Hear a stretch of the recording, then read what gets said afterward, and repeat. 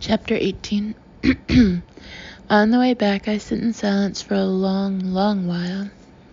I'm clutching the blue folder tightly on my lap, as if it might try to run away.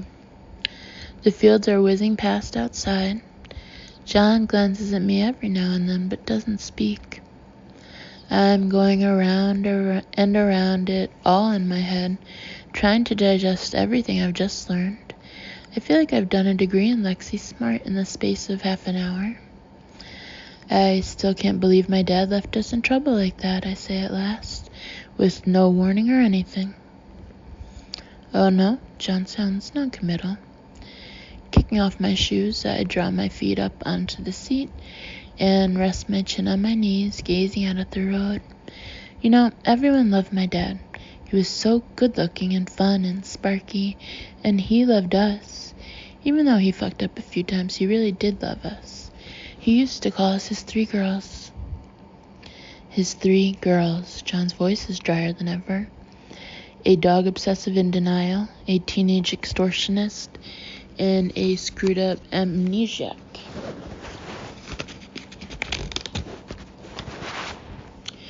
And all of them in debt. Good work, Michael. Nicely done. I shoot him a look. You don't think much of my dad, do you?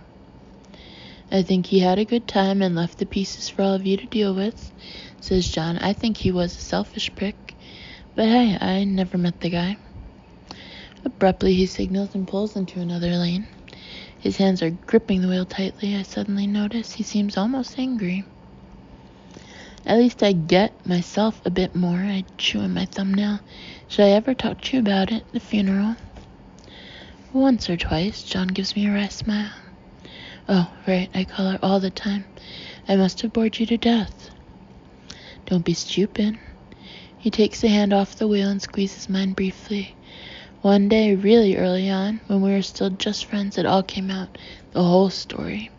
How that day changed your life. How you took on your family's debt. Booked a cosmetic dentistry appointment the next day. Went on a crash diet, decided to change everything about yourself. Then you went on TV, and everything became even more extreme. You rocketed up the career ladder. You met Eric, and he seemed like the answer. He was solid, rich, stable. A million miles away from... He breaks off into silence. My dad, I say eventually. I'm no psychologist, but I would guess. There's silence. I watch a small plane heading higher and higher into the sky, leaving a double trail of white smoke. You know, when I woke up, I thought I'd landed the dream life, I say slowly. I thought I was Cinderella. I was better than Cinderella. I thought I must be the happiest girl in the world. I break off as John shakes his head. You were living your whole life under a strain. You went too far too soon. You didn't know how to handle it. You made mistakes. He hesitates. You alienated your friends. You found that the hardest of all. But I don't understand, I say helplessly. I don't understand why I became a bitch. You didn't mean to. Lexi, give yourself a break. You were thrust into this boss position. You had a big department to run. You wanted to impress senior management, not be accused of favoritism, and you floundered. You did some things the wrong way. Then you felt trapped. You built up this tough persona. It was part of your success. The Cobra, I say, wincing. I still can't believe I got nicknamed after a snake. The Cobra. He nods, a smile pushing at his mouth again. You know, that was the TV producer's idea. That wasn't you. Although they had something, you are pretty Cobra-like when it comes to business. No, I'm not. I lift my head in horror. In a good way, he grins. A good way. How can you be like a cobra in a good way? We drive on for a while without speaking, golden fields sprawling into the distance on either side of us. At length, John turns on the radio. The Eagles are playing Hotel California. And as we zip along, sunlight glinting off the windshield, I suddenly feel like we could be in another country, another life. You once said to me, if you could go back in time and do everything differently, you would. John's voice is softer than before. With everything. Yourself. Your job. Eric. Everything looks different when the gloss is gone. I feel a sudden sting at the mention of Eric. John's talking like everything's in the past, but this is now. I'm married. Nor do I like what he's implying. Look, I'm not some shallow gold digger, okay? I say hotly. I must have loved Eric. I wouldn't just marry a guy because of the gloss. At first, you thought Eric was the real deal. John agrees. He's charming. He ticks the boxes. In fact, he's like one of the intelligent systems from our lofts. Put him on husband setting and away he goes. Stop it. He's state-of-the-art. He has a range of mood settings. He's touch-sensitive. Stop it. I'm trying not to laugh. I lean forward and turn the radio up higher as though to block John out. A moment later, I've worked out what I want to say and turn it down again. Okay, look, maybe we did have an affair in the past, but that doesn't mean... Maybe I want to make my marriage work this time around. You can't make it work. John doesn't miss a beat. Eric doesn't love you. Why does he have to be such a bloody know-it-all? Yes, he does. I fold my arms. He told me so. In fact, it was really romantic, if you want to know. Oh, yeah? John doesn't sound remotely fazed. What'd he say? He said he fell in love with my beautiful mouth and my long legs and the way I swing my briefcase. I can't help coloring with self-consciousness. I've always remembered Eric saying that. In fact, I memorized it on the spot.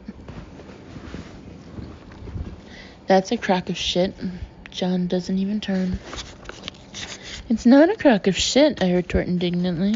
It's romantic. Oh, really? So would he love you if you didn't swing your briefcase? I'm momentarily stumped. I don't know. That's not the point. How can it not be the point? It's exactly the point. Would he love you if your legs weren't long? I don't know, I say crossly. Shut up. It was a lovely, beautiful moment. It was bullshit. Okay, I jut up my chin. So what do you love about me? I don't know. The essence of you. I can't turn it into a list, he says almost scathingly. There's a long pause. I'm staring straight ahead, my arms still folded tightly. John's focused on the road as though he's already forgotten the conversation. We're getting near London now, and the traffic is thickening up around us. Okay, he says finally as we draw to a halt in a line of cars. I like the way you squeak in your sleep. I squeak in my sleep, I say disbelievingly, like a chipmunk. I thought I was supposed to be a cobra, I retort. Make up your mind. Cobra by day, he nods, chipmunk by night. I'm trying to keep my mouth straight and firm, but a smile is edging out. As we crawl along the dual carriageway, my phone beeps with a text and I pull it out. It's Eric, I say after reading it. He's arrived safely in Manchester. He's scoping out some possible new sites for a few days. I know. John swings around a roundabout. We're into the outskirts of the city now. The air seems grayer, and a spot of rain suddenly hits me on the cheek. I shiver and John puts the roof of the Mercedes back up. His face is set as he negotiates the lanes of the dual carriageway. You know, Eric could have paid off your dad's debt in his sleep, he suddenly says, his voice matter-of-fact, but he left it to you, never even mentioned it. I feel at a loss. I don't know how to reply to that. I don't know what to think. It's his money, I say at last. Why should he? And anyway, I don't need anyone's help. I know. I offered. You wouldn't take anything. You're pretty stubborn. He reaches a big junction, draws up behind a bus, and turns to look at me. I don't know what you're planning now. Now, the rest of today, he shrugs if Eric's away. Deep within me, something starts stirring, a gentle pulsing, which I don't want to admit to, even to myself. Well, I try to sound businesslike. I wasn't planning anything, just go home, have some supper, read through this folder. I forced myself to leave a natural pause before I add, why? Nothing. John leaves a pause too, and frowns ahead at the road before he adds casually, just that there's some stuff of yours at my flat. You might want to pick it up. Okay, I shrug noncommittally. Okay, he swings the car around, and we travel the rest of the way in silence.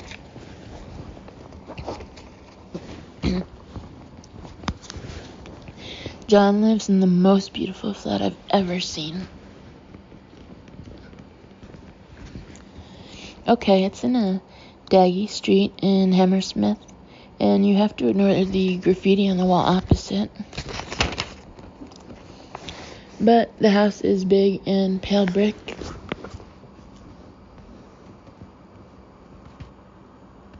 Imperfect. With massive old arch windows, and it turns out that the flat runs into the next door building too, so it's 1,000,000 times wider than it seems from the outside. This is amazing. I'm standing looking around his workspace, almost speechless. The ceiling is high and the walls are white, and there's a tall sloped desk covered in paper next to a workstation bearing a massive Apple Mac. In the corner is a drawing easel, and opposite is an entire wall covered in books with an old-fashioned library ladder on wheels. This whole row of houses was built as artist studios. John's eyes are gleaming as he walks around, picking up about 10 old coffee cups and disappearing with them into a tiny kitchen. The sun has come out again and is glinting through the arched windows onto the reclaimed floorboards. Discarded pieces of paper are on the floor, covered in lines, drawings, sketches. Plonked in the middle of all the work is a bottle of tequila next to a packet of almonds. I look up to see John standing in the kitchen doorway, watching me soundlessly. He ruffles his hair as though to break some mood and says, "Your stuff's through here." I walk where he's pointing, through an archway into a cozy sitting room.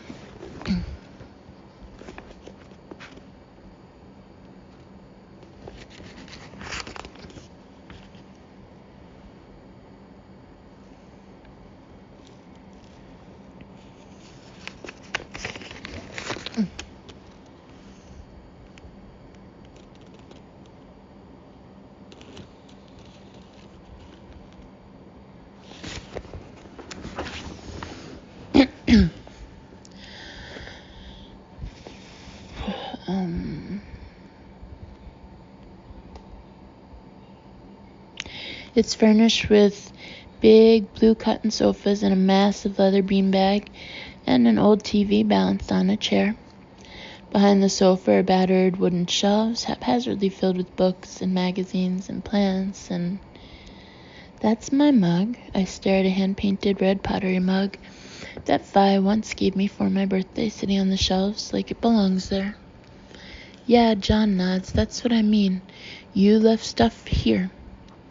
He picks it up and hands it to me. And my sweater. There's an old ribbed polo neck draped over one of the sofas. I've had it for ever since I was about 16. How come? I look around in disbelief as more things spring into my vision like a magic eye. That furry fake wolf throw that I always used to wrap around myself. Old college photos in their beaded frames. My pink retro toaster. You used to come here and eat toast. John follows my astonished gaze.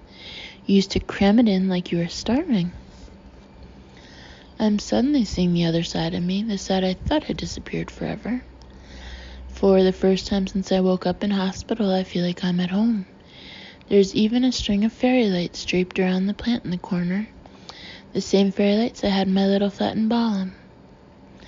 All this time, all my stuff was here. Suddenly, I have a memory of Eric's words that first time I asked him about John. You trust John with your life. Maybe that's what I did, trusted him with my life. Do you remember anything? John sounds casual, but I can sense the hope underneath. No, I shake my head, just the stuff that came from my life before. I break off as I notice a beaded frame I don't recognize. I move closer to see the picture and feel a tiny jolt. It's a photo of me and John. We're sitting on a tree trunk and his arms are around me.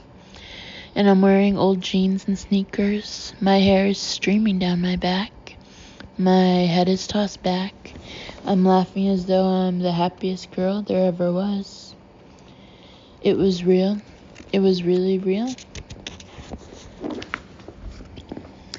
My head is prickling as I stare at our faces bleached by the sunshine. All this time he had proof. You could have shown me this, I say, almost accusingly, this photo. You could have brought it along the first time we met. Would you have believed me? He sits on the arm of the sofa. Would you have wanted to believe me? I'm halted. Maybe he's right. Maybe I would have explained it away, rationalized it, clung to my perfect husband, my dream life. Trying to lighten the atmosphere, I walk over to a table cluttered with old novels belonging to me and a bowl of seeds. Sunflower seeds. I grab a handful. I love sunflower seeds. I know you do. John has the oddest, most unfathomable expression on his face. What? I look at him in surprise. Seeds halfway to my mouth. What's wrong? Are these okay? They're fine. There was something... He breaks off and smiles, as though to himself. No, it doesn't matter. Forget it. What? I frown, bewildered. Something from our relationship? You have to tell me. Go on. It's nothing, he shrugs. It was stupid. We just had this tradition. The first time we had sex, you'd been munching on sunflower seeds. You planted one in a yogurt pot, and I took it home. It was like our own private joke. Then we started doing it every time, as a memento. We called them our children. We planted sunflowers. I wrinkle my brow with interest. That rings a tiny bell. Uh-huh. John nods like he wants to change the subject. Let me get you a drink. So, where are they? I say as he pours out 2 glasses of wine. Did you keep any of them? I'm looking around the room for signs of seedlings in yogurt pots. It doesn't matter. He hands me a glass. Did you throw them away? No, I didn't throw them away. He heads over to a CD player and puts on some low music, but I won't be put off. Where are they then? A challenging note creeps into my voice. We must have had sex a few times if everything you say is true, so there should be a few sunflower plants. John takes a sip of his wine. Then, without saying a word, he turns on his heel and gestures for me to walk along a small corridor. We head through a sparsely decorated bedroom. Then he pushes open double doors to a wide decked balcony, and I catch my breath. There's a wall of sunflowers all the way around, from huge yellow monsters reaching up to the sky, down to young flowers tethered to canes, down to spindly green shoots in tiny pots just starting to open. Everywhere I look, I can see sunflowers. This was it. This was us. From the very beginning to the latest scrappy seedling in a pot. My throat is suddenly tight as I gaze around at the sea of green and yellow. I had no idea. So how long ago? I jerk my head at the tiniest seedling in a tiny painted pot propped up with sticks. Since we last... 6 weeks ago, the day before the crash. John pauses, an unreadable expression on his face. I'm kind of looking after that one.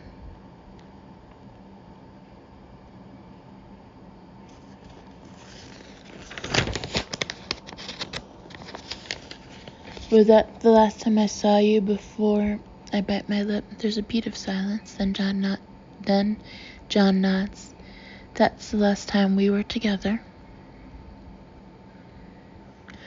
I sit down and gulp at my wine, feeling totally overwhelmed. There's a whole story here, a whole relationship, growing and thickening and turning into something so strong I was going to leave Eric.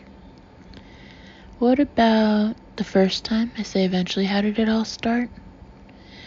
It was that weekend. Eric was away. I was over. We were chatting. We were out on the balcony drinking wine, kind of like we are now. John gestures around. And then halfway through the afternoon, we fell silent, and we knew.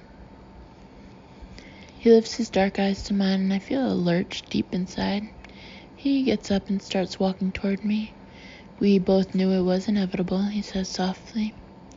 I'm transfixed. Gently he removes the wine glass from my hand and takes hold of both my hands. Lexi, he brings my hands up to his mouth, closing his eyes, gently kissing them. I knew, his voice is muffled against my skin. You'd come back. I knew you'd come back to me. Stop it. I whip my hands away, my heart thudding in distress. You don't know anything. What's wrong? John looks as shell-shocked as though I'd hit him. I almost don't know what's wrong myself. I want him so badly. My entire body's telling me to go for it, but I can't.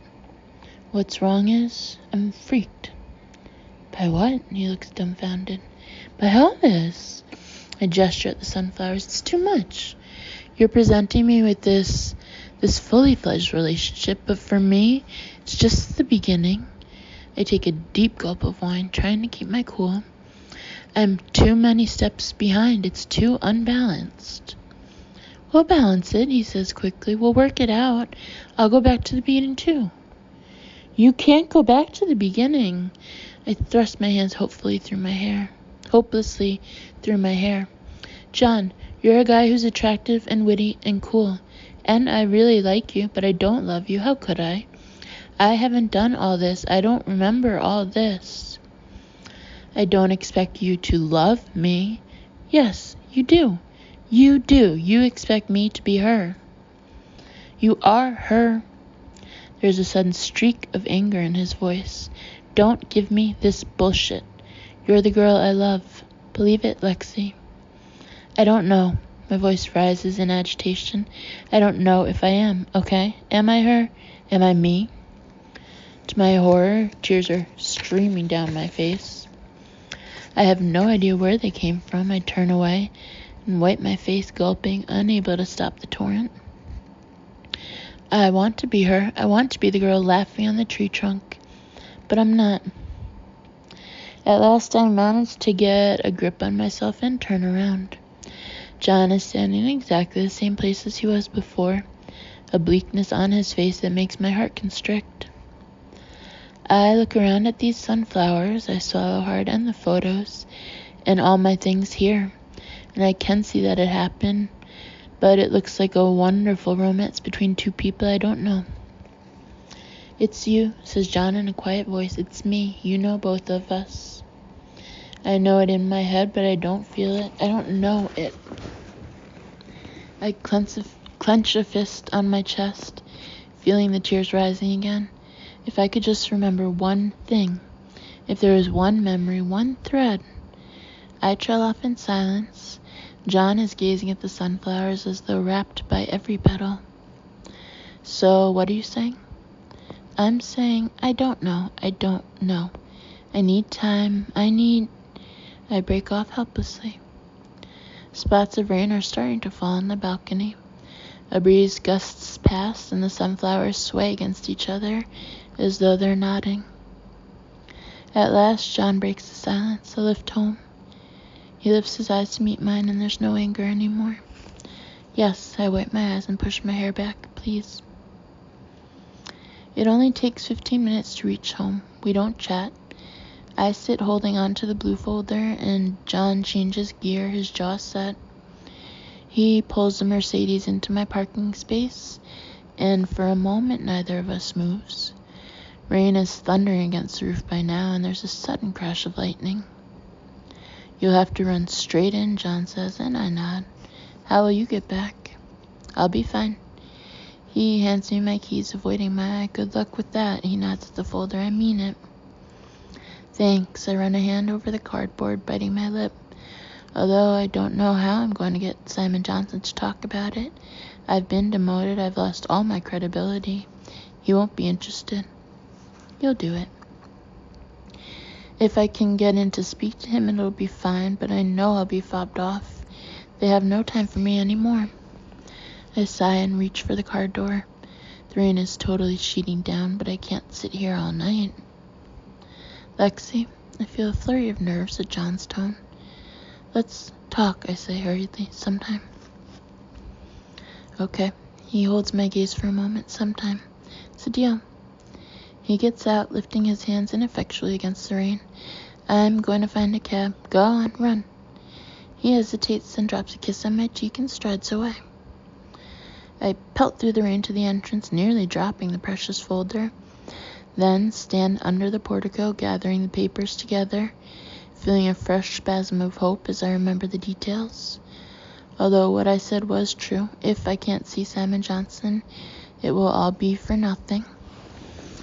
And all of a sudden, I sag as the reality of my situation hits home. I don't know what I've been thinking. Whatever I have in this folder, he's never going to give me another chance, is he? I'm not the Cobra anymore. I'm not Lexi, the talented whiz kid.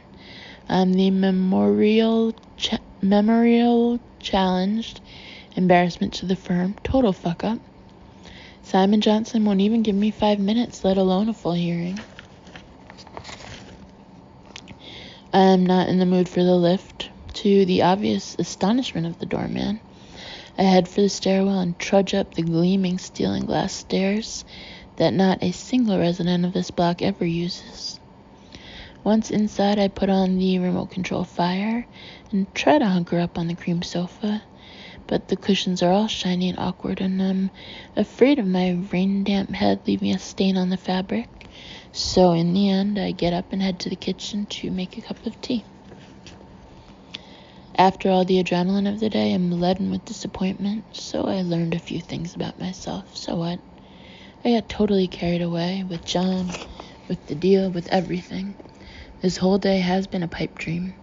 I'm never going to save the flooring department. Simon's never going to usher me into his office and ask me what I think, let alone pitch a deal.